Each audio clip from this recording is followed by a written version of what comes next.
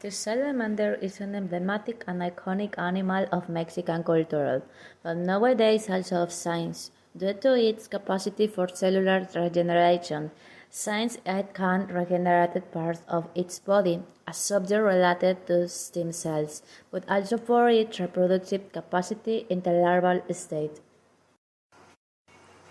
The spirit of this animal was recognized by ancient cultures that saw it as a being that defies death.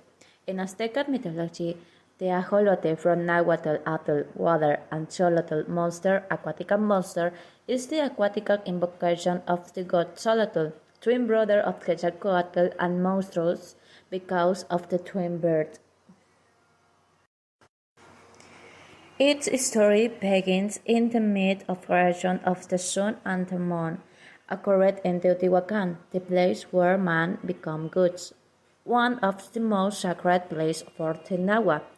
The great temple divine city where the fifth sun has created, the era in which we live today and that, according to the Nahua cosmovision, will disappear because of tremors.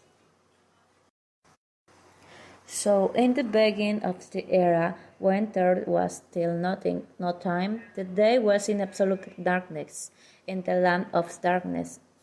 Then the gods, master of movement, gathered together and in the Tehuacan, they said to each other, "We will create a light, we will illuminate the world."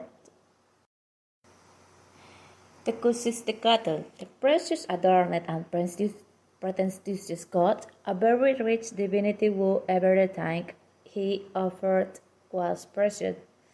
Like a child fathers, stepped forward and said, "I will take charge." Immediately the gods wondered, "Who will be the other?" There was absolute silence. No other god dared to volunteer. They were all afraid of sacrifices themselves. They did nothing but look at each other. There were plenty of excuses for not being chosen. Then the god remembered Nanahuatzin, the mangy god, a very withdrawn god who did not speak. Then they asked him to be the one to give light.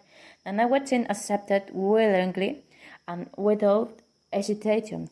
"I will obey what I have been commanded," he said. And then a huge bonfire was set up in the place called Teotexcali, the house of the rock of the gods, a place considered as the home of the divine.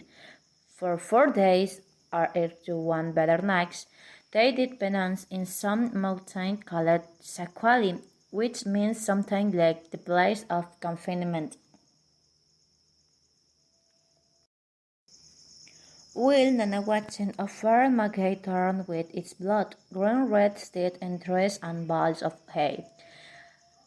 The Cusistecatl offered thorns made of precious stones, red coral instead of blood, quetzal feather and golden balls.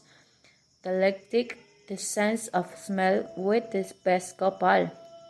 Instead of copal, Nanahuatzin burned the scabs of his bubas.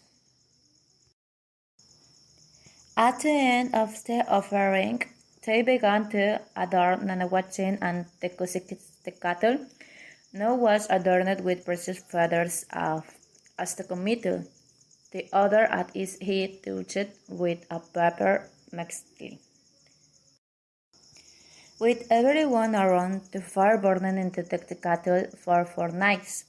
Then the gods stood in 2 rows beside the fire, ready to witness the spectacle. Nanahuatzin and the Cusistecatl stood in front of the fire, in the midst of the other gods. And then the latter commanded, "Come, the Cusistecatl, enter the fire." Although he charged at the hook fire, he was overcome by fear and turned back. He tried again, up to 4 times the limit allowed by the gods themselves. Then they turned to Nanahuatzin and said, "Come on, Nanahuatzin, head into the fire." He closed his eyes and immediately threw himself into the fire. He began to crackle in the fire, and that was when Tecutl also threw himself in. At that moment, an eagle passed so close that they say that Iswi eagles have black feathers. A tiger also passed by and said it was not burned. It was only a little scorched, and so it was hard stained. Then the goods waited for Nanawatsin to come out. Suddenly everything became reddish and it was snowing everywhere. The gods came down to see Nanawatsin appear as an astro-like. They did not know where he won't come on because everywhere there was like the certain goods like Quetzalcoatl. The father serpent looked to the sun side. This is where the sun will rise. In this picture, Nanahuatzin was so resplendent that no one could look at him. After him, in the same place, appeared Tecutl, and the gods asked themselves, is it right that the two go together? No, they answered each other.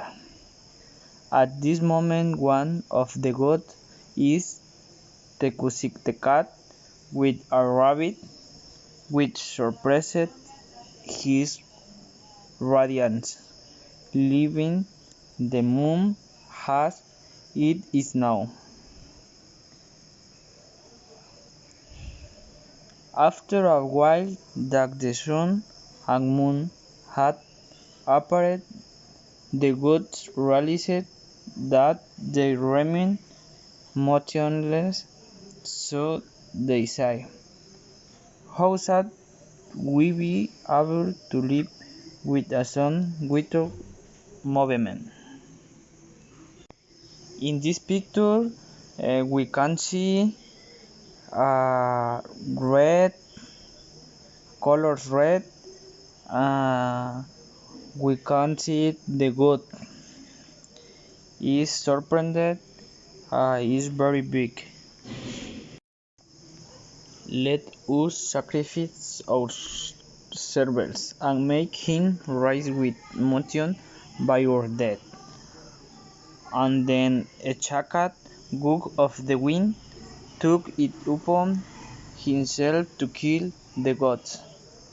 However, the story goes that there was one god, Xolotl, twin of Quetzalcoatl, who refused to die.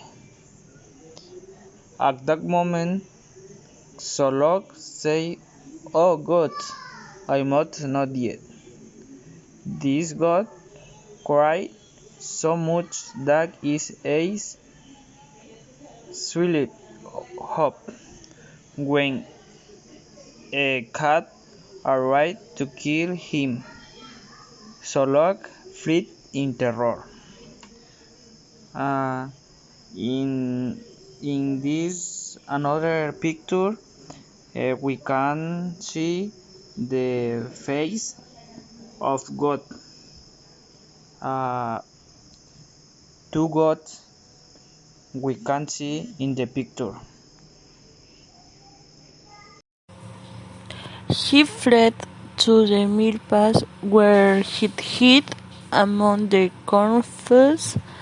There he became the cornstalk that has two stalks, which the peasants call solog. When the wind discovered it, it ran away and hid among the maize, becoming what is known as Metsolog. maged with the two bodies. When it was found again, it fled again. Finally, he submerged in the water, becoming ajolote. The ajolote where he was captured and killed to be consecrated forever as one of the favorite delicacies of the Aztec prince.